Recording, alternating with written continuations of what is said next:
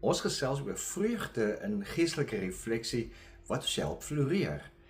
Wanneer ons stil word voor God, al is dit net vir 'n paar minute, word ons herinner God is goed, God is getrou, God is naby, God is liefdevol en nog soveel meer.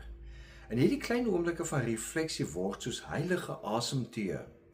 Terwyl ek so stil raak, lees ek Psalm 100 vers 2 wat sê: Dien die Here met blydskap, kom voor hom met gejubel.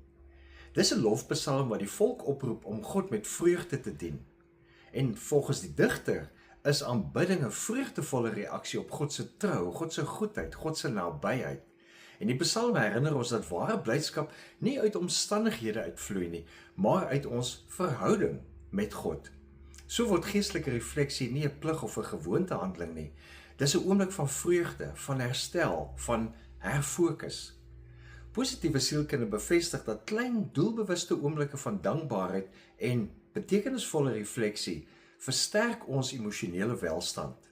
Sean Eicher beskryf dit as micro moments of joy, wat die brein help om hoop, veerkragtigheid en optimisme te bou. Wanneer ons dus bewustelik stil staan by God se teenwoordigheid, kweek ons nie net geestelike vreugde nie, maar ook emosionele gesondheid.